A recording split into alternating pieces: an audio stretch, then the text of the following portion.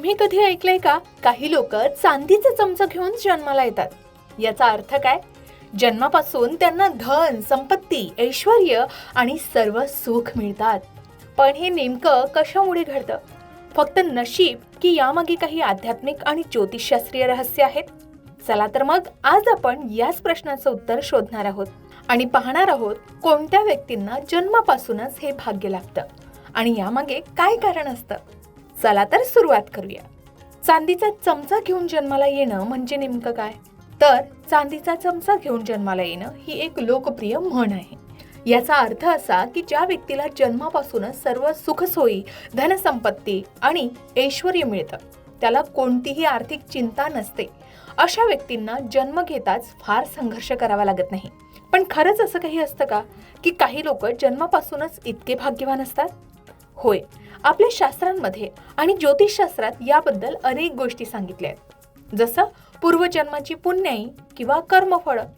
आपल्या हिंदू धर्मात कर्म आणि पुनर्जन्मावर खूप विश्वास ठेवला जातो. असं मानलं जातं की आपण या जन्मात जे काही अनुभवतो ते आपल्या पूर्वजन्मातील कर्माचं फळ असतं. ज्या व्यक्तींनी त्याच्या मागील जन्मात खूप चांगली कर्म केली असतील, दान धर्म केला असेल, इतरांना मदत केली असेल, तेच या जन्मात धनवान आणि सुखी कुटुंबात जन्माला येतात.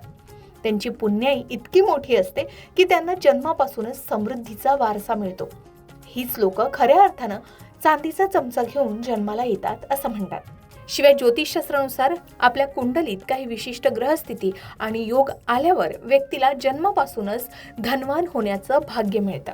जसं जर कुंडलीत गुरु आणि शुक्र हे ग्रह शुभ स्थितीत असतील तर ते व्यक्तीला ऐश्वर्य आणि धन देतात. हे दोन्ही ग्रह धन आणि समृद्धीचे कारक मानले जातात. कुंडलीतील 2ऱ्या आणि 11व्या स्थानाला धनस्थान मानले जातात. जर या स्थानाचे स्वामी बळकट असतील आणि शुभ ग्रहांसोबत असतील तर व्यक्तीला सहजपणे धन प्राप्ती होते. चंद्र आणि गुरु जेव्हा एकमेकांच्या केंद्रात किंवा युतीत असतात तेव्हा गजकेशरी योग तयार होतो. हा योग व्यक्तीला खूप धन, मानसन्मान आणि प्रसिद्धी देतो. अशा व्यक्ती जन्मापासूनच श्रीमंत घरात जन्माला येतात असं मानलं जातं. शिवाय असंही म्हणतात की ही लोक देवी लक्ष्मी किंवा भगवान श्री हरी विष्णूंचे भक्त असतात, ज्यामुळे त्यांना हा आशीर्वाद मिळतोच मिळतो. आता त्यांच्या जन्माच्या वेळी लक्ष्मी योग सुद्धा जुळून येऊ शकतो. कुंडलीत 9व्या स्थानाचा स्वामी आणि केंद्रस्थानी असलेला शुक्र ग्रह त्यांच्या संयोगातून लक्ष्मी योग तयार होतो. चंद्र आणि मंगळ यांच्या युतीनेही लक्ष्मी योग जुळून येऊ शकतो. आणि हा लक्ष्मी योग असेल तर त्या व्यक्तींना लक्ष्मीची विशेष कृपा लाभते असंही सांगितलं जातं. काही वेळा तर सूर्य आणि बुधाची युती देखील आर्थिक समृद्धीसाठी शुभ मानली जाते, विशेषतः जर ती शुभ स्थानामध्ये असेल तर. आता केवळ ज्योतिष किंवा कर्मच नाही तर काही वेळा देवांची विशेष कृपा देखील काही लोकांना जन्मापासूनच समृद्धी देऊ शकते. ज्या कुटुंबावर देवी लक्ष्मीची कृपादृष्टी असते त्या घरात धनधान्याची कधीच कमतरता नसते. अशी लोक जन्मापासूनच धनवान आणि समृद्ध असतात. ते पूर्वजन्मी देवी लक्ष्मीचे किंवा भगवान श्री हरी विष्णूंचे भक्त असतात, त्यामुळे त्यांना हे आशीर्वाद मिळतातच.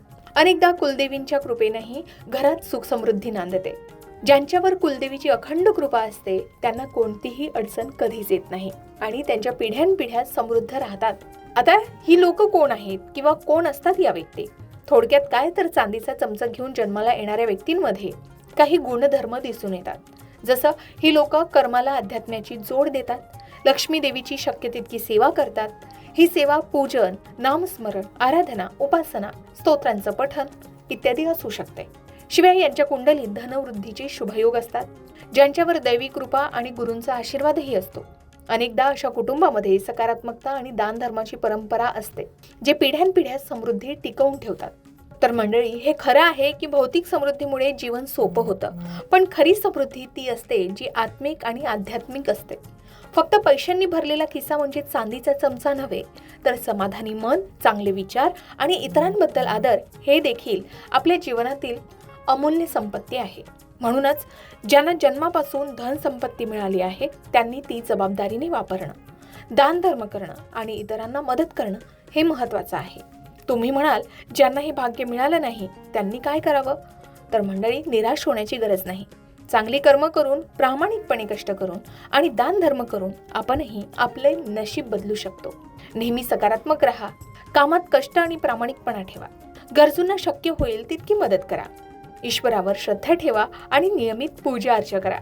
दीनदुबळ्यांची सेवा केल्यानं देवी लक्ष्मी नक्कीच प्रसन्न होते.